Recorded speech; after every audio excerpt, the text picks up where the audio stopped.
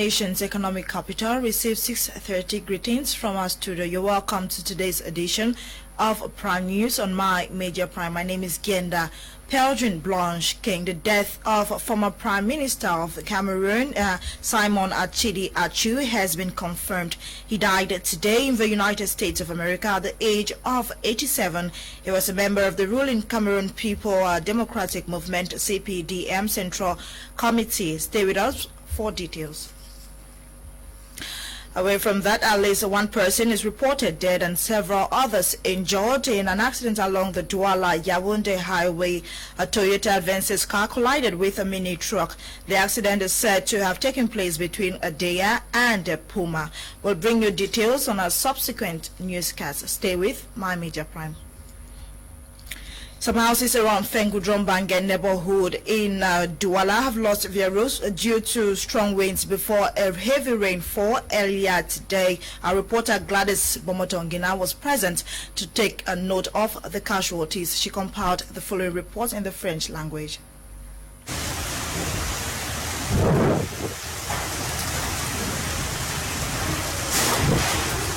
C'est aux environs de 14 heures ce mardi 4 mai 2021 qu'un vent effroyable venu de nulle part, après un soleil ardent, s'est abattu au quartier d'Ifengodrombangue à Koto, dans la ville de Douala. Tourbillon énorme à son pic, la panique était au rendez-vous dans les cœurs des riverains, des passants et entreprises installés à ce lieu.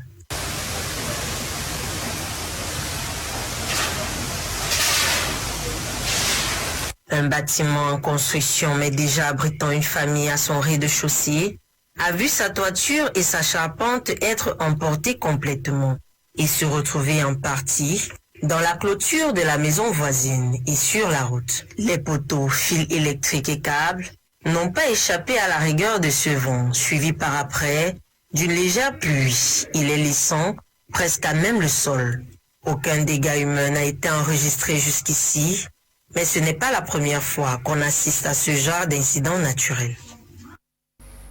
Relative calm has returned in the Fumbot West region of the country following confrontations between forces of law and order and locals. The locals set the court premises ablaze yesterday after an inmate died in the facility. Attempts to disperse the locals or the angry crowd cost the lives of some individuals. Details with Fonquinta.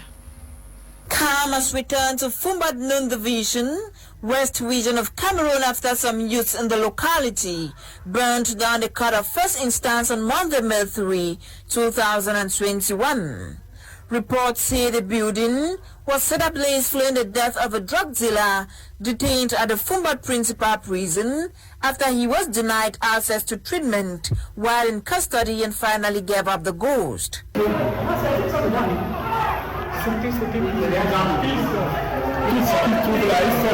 Following his death, youths paraded the streets of Fumbat with his body, mounted roadblocks that disrupted traffic along the Bafoussam-Fumbat highway for hours. Reports say the incident in Fumbat yesterday left 2 persons dead and others injured as security forces present used tear gas to disperse the population and attempts by them to calm down the tension met with stiff resistance.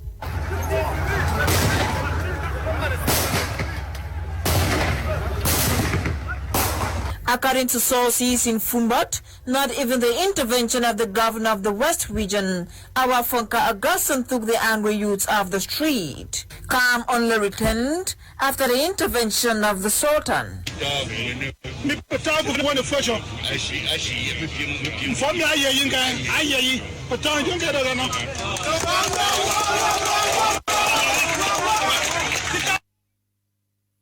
Inhabitants of Bonandale in the Douala 4 municipality have raised concerns over the quality of food and other goods delivered, sold and consumed in Douala. This comes after some individuals were seen collecting spilled oil from a filthy area. The oil spilled from an oil tank that exploded over the weekend. Eileen Sama compiled the following.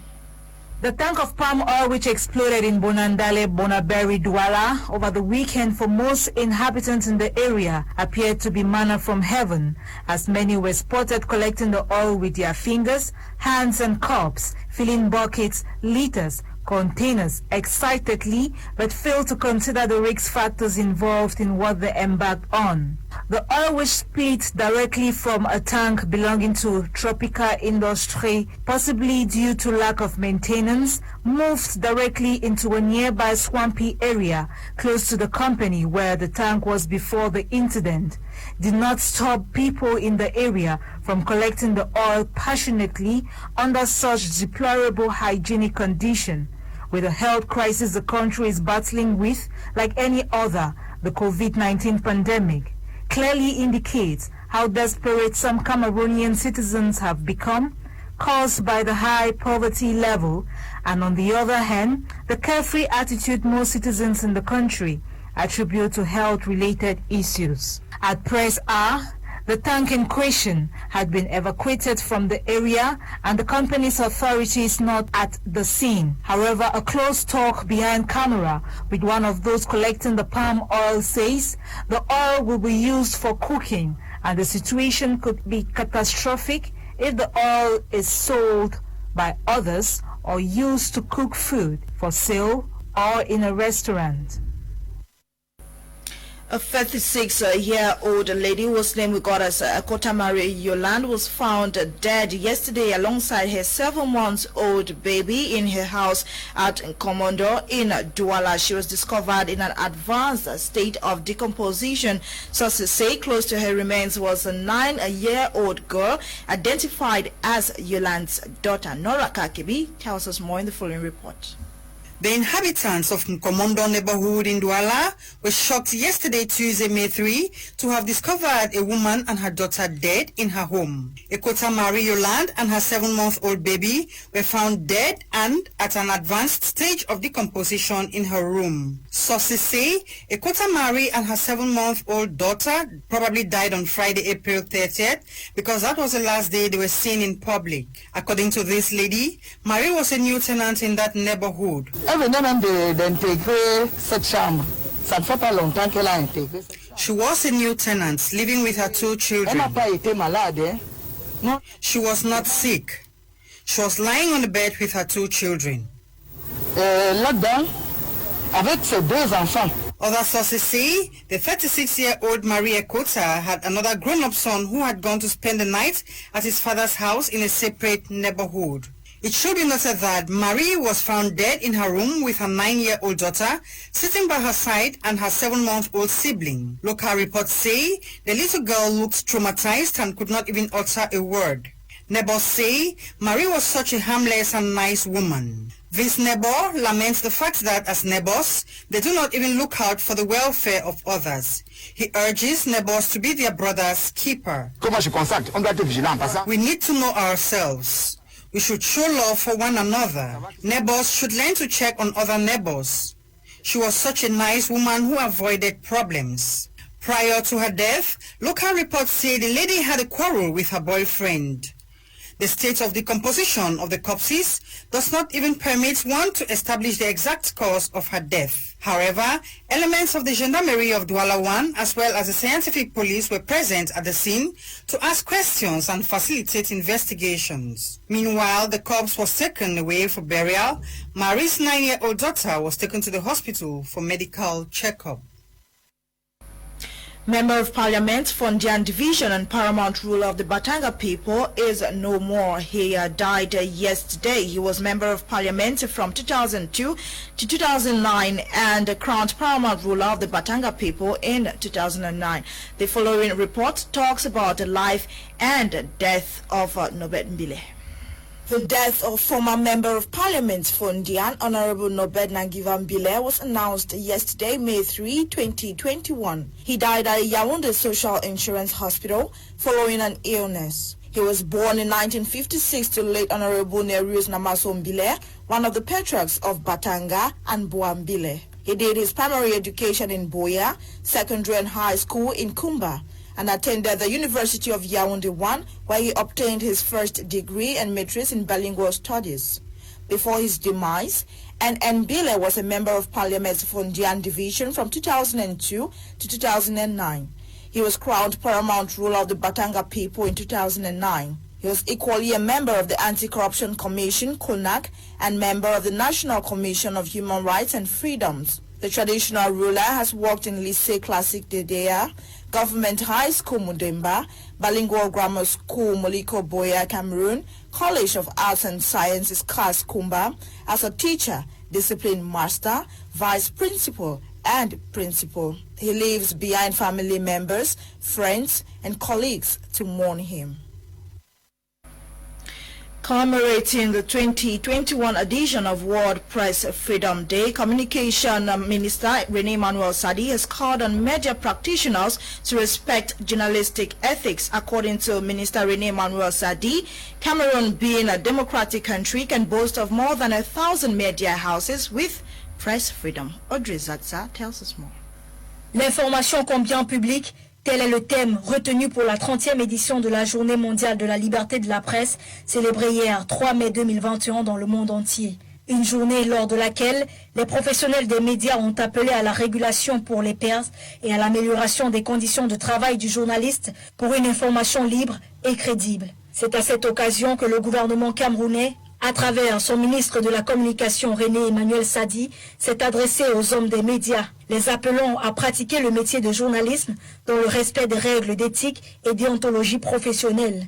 Selon le MINCOM, le Cameroun est un pays de démocratie et de liberté où l'on observe une diversité de médias et ce, grâce à un cadre juridique libéral qui a institué à la fois la liberté d'entreprendre et la liberté de publier.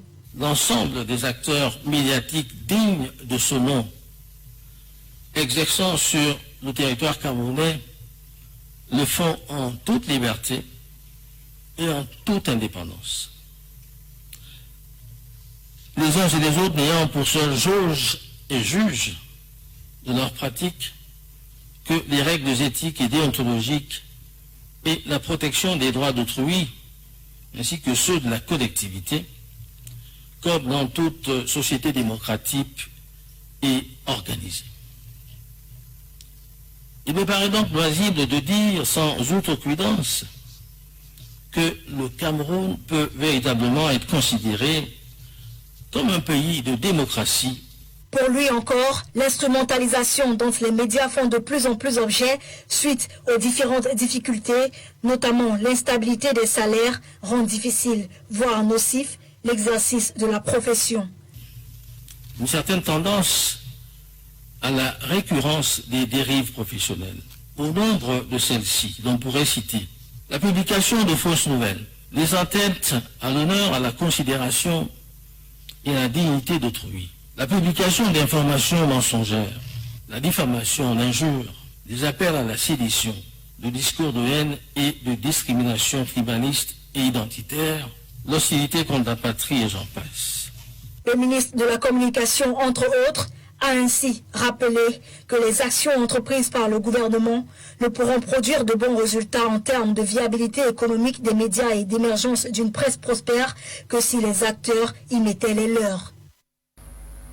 Press men and women in the northwest region of the country equally joined their colleagues yesterday to commemorate the 2021 edition of World Press Freedom Day. On the occasion of the 30th edition of World Press Freedom Day, journalists in the northwest region outlined the difficulties faced in the collection, treatment, and dissemination of information, especially in the context of a socio-political and health crisis. Details with Charles Kiwa. In the presence of Northwest Governor Adolphe Lele-L'Afrique and the regional delegate for communication, journalists in the Northwest celebrate the World Press Freedom Day with the main challenge of the press in the region getting access to information. Especially for journalists in the Northwest region. You know, we are talking World Press Freedom Day at a time when, you know, we are undergoing the Anglophone crisis. It's been pretty difficult for us to operate, to report in this situation. Secondly, we have the COVID-19, making it again very difficult for journalists to operate in this part of the country. Celebrating on the theme information as a public good, the press men and women in the Northwest identified limited access to information and COVID-19 as a cause of the public skepticism surrounding the virus in the region. We want to know how much money has come in for public COVID-19 fight against COVID-19, the North and the Southwest, and it gives you the information. That's the issue about access to information, not just about sending a public, how do they call it, releases and thinking there is access to information. Access to information is much more than that, and journalists in the North and Southwest, in Cameroon and Africa, cannot enjoy the freedom, cannot enjoy information as a public good. Time, the doors really be open to journalists reflecting on the theme information as a public good. You know, information, it has a lot to do with development. Development comes with information, just as information helps us develop any community. So we really need to work hand in hand, or hand in gloves with the community and the stakeholders to promote this development through information sharing. Though not easy practicing as a journalist in the conflict-hit region, added with the COVID-19 which has surrounded to the Anglophone crisis, celebrating the milestone. I must tell you that journalists of the Northwest region have come out today and like one man in one voice have called on the authorities of the region, like the other conflicting parties, the non-state armed groups, to note that our job is simply to report. We are not supporters, we are not enablers, we are not whatever term they use. Our job is simply to report from whosoever. This World Press Freedom Day in Bamenda was an avenue to also plead to stakeholders in the region as well as the public to open up to the press with the right information. You're watching Prime News on My Major Prime. Celebrated every first Tuesday in May, World Asthma Day is observed to raise awareness about the disease and how it can be controlled with proper treatment. In the report that follows, Bokengo Kemyawardi talks about the challenges faced, what should and can be done. Asthma is an infectious, life-threatening health condition affecting about 340 million people worldwide, a number that is estimated to increase by 100 million more by 2035. According to World Health Organization, asthma is the most common chronic disease amongst children, affecting about 7 million children worldwide. Asthma is a long-term condition which causes the airway to become narrow, usually due to an inflammation. The cause of asthma is unknown. However, we have factors such as a family history of asthma, early childhood respiratory infections, environmental conditions such as air pollution can predispose a child to develop asthma. Globally, asthma is ranked 16th amongst the leading causes of morbidity rate in children, and the prevalence for the disease has increased drastically in the past 40 years, as stated by Annals of Global Health. Midwife Yvette Bende lists triggers which she says can be managed respectively. Factors which can trigger asthma in children include dust, pollens, smoke, perfumes, animal furs. As per the management of asthma, inhalers are usually employed to manage this condition. Two types of inhalers are available: the bronchodilators, which function in opening the airways, and the steroids, which functions in treating the inflammation. On World Asthma Day, everyone, and most especially parents, are encouraged to know the signs of an asthmatic attack, manage the triggers so as to reduce the prevalence to asthmatic attacks worldwide, and promote better healthy living standards and lifestyle choices for better living. Let's now join Etape Kanteng for sports news in the French language. Quart de finale Coupe de la CAF 2021. Le tirage au sort a eu lieu vendredi passé au Caire en Égypte. L'opération de cet exercice était dirigée par le directeur des compétitions de la CAF, Samsoun Adamou, assisté de la vedette ivoirienne Abdoulaye Traoré. Les matchs allés de ces quarts de finale sont prévus pour les 14 et 15 mai prochains. Les retours, quant à eux, sont programmés pour les dates du 21 et 22 mai 2021. À l'affiche, Alali Benghazi contre Mamelodi Sondé d'Afrique du Sud. MC Alger de l'Algérie fera face au club marocain Wydad Assi. RSC Belouizdad de l'Algérie, toujours, s'opposera à la formation tunisienne Espérance. Et Kmer, un club sud-africain, rencontrera le représentant tanzanien dans cette compétition, le club Zimba. Pour ce qui concerne les demi-finales, elles sont prévues pour les 18 et 19 juin en match aller et les 25-26 du même mois en match retour. La première demi-finale sera disputée par le gagnant du quart de finale 2 avec celui du quart de finale 4. La deuxième demi-finale opposera le vainqueur du quart de finale 3 à celui du quart de finale 1. Puis, la finale qui est prévue pour le 17 juillet 2021 va se disputer entre le victorieux de la demi-finale 1 et celui de 2. Ainsi révèle le processus du tirage au sort des rencontres passionnantes de la Ligue des champions de la CAF Total 2020-2021.